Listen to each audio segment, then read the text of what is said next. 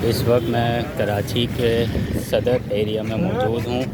सदर वो busy area है जहाँ पे आपको बहुत सी कलेक्शन, बहुत सी कैटेगरीज़ की आइटम यहाँ से मिल जाती हैं, चाहे वो क्लोथिंग हो, फुटवेयर हो, इलेक्ट्रॉनिक्स आइटम हो।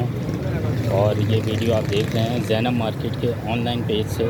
ज़ैनब मार्केट एक कराची की बहुत मशहूर और बहुत पुरानी मार्केट है। आप ये समझें कि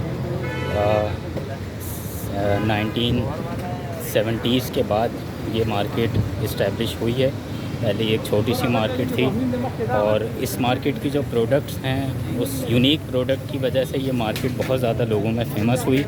और यहाँ पे जब यहाँ से पाकिस्तान से एक्सपोर्ट बहुत ज़्यादा होती थी एक ज़माने में, तो उस वक्त ये मार्केट इस्टेब्लिश की गई थी। और फैक्ट्रीज़ की एक्सपोर्ट क्वालिटी की जो फैक्ट्रीज़ होती हैं, उनकी जो बची हुई आइटम होती हैं या रिजेक्टेड आइटम जो बाहर नहीं जा सकती, USA, UK, कनाडा, वहाँ के लिए रिजेक्ट हो जाती हैं, तो वो मार्केट में यहाँ पे ज़ैनब मार्केट में आती थी, अभी भी आती हैं।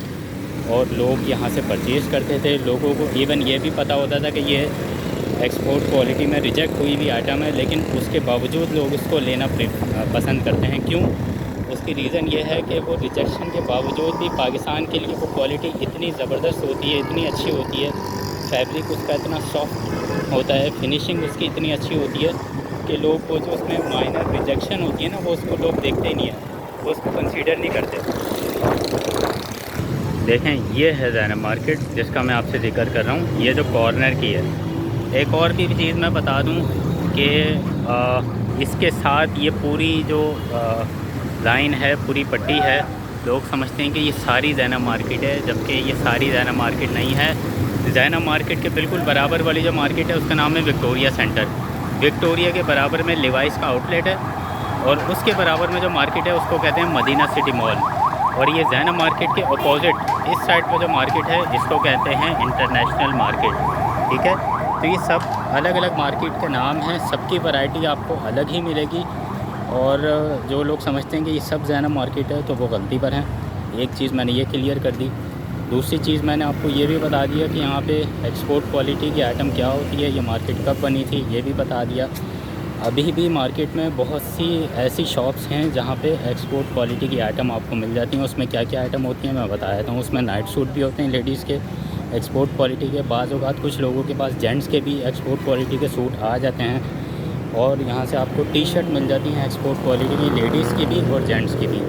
इसके अलावा यहाँ से आपको लेडीज़ के लिए जीन्स बहुत अच्छी क्वालिटी में, प्रीमियम क्वालिटी की जीन्स आपको मिल जाती हैं रीज़नेबल प्राइस में। अच्छा, मैं आपको ये भी बता दूँ, एक्सपोर्ट क्वालिटी की जीन्स लेने का बहुत से फ़ायदे हैं। मैं आपको गिनवाने के लिए अगर बैठूँ तो बहुत से फ़ायदे मैं गिनवा सकता हूँ, लेकिन एक मेन बता देता हूँ।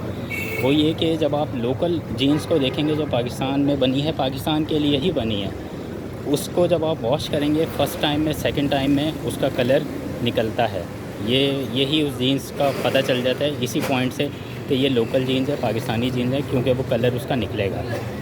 लेकिन जो एक्सपोर्ट क्वालिटी की होगी उसमें गारंटी होगी कि उसका कलर नहीं निकलेगा। मैंने बहुत जीन्स सेल की हैं, बहुत ज़्यादा सेल की हैं, अल्लाह का शुक्र है। और कभी भी किसी एक कस्टमर ने भी मुझे ये नहीं कहा कि आपने जो जीन्स दी है उसका कलर निकल गया या हमारे किसी और कपड़ों पे आ गया।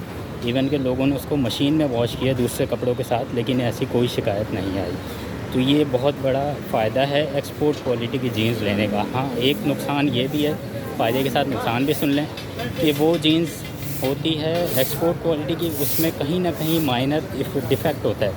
या तो वो कहीं से बिल्कुल मामूली सा रफू बना हुआ होगा, या वो उसके जो थ्रेड हैं, धागे हैं, वो कहीं से खिंचे हुए होंगे। जैसे एक खाई की साइड से जो है वो खिंचे हुए होते हैं, एक लाइन सी आ रही होती है। ये एक्सपोर्ट क्वालिटी में होता है। ज़ाहिर है वो रिजेक्ट हुई भी आइटम है, एक्सपोर्ट में नहीं जा सकती, इसीलिए वो मार्केट में आई है। तो बहुत से लोग उसको ले लेते हैं, पहन लेते हैं, वो उसको इतना कंसीडर नहीं करते, क्योंकि वो रीज़नेबल प्राइस में कितनी अच्छी चीज़ मिल रही है। एक जीन्स जो कि बाहर के लिए बन रही है और वो $30 में, $40-50 में सेल हो रही है। अब $50 को आप कन्वर्ट करें रुपीज़ में तो आपको पता चलेगा। और वही जीन्स आपको यहाँ से अगर 1500 की, 2000 की भी मिल रही है तो वो बहुत रीज़नेबल है, बहुत रीज़नेबल है।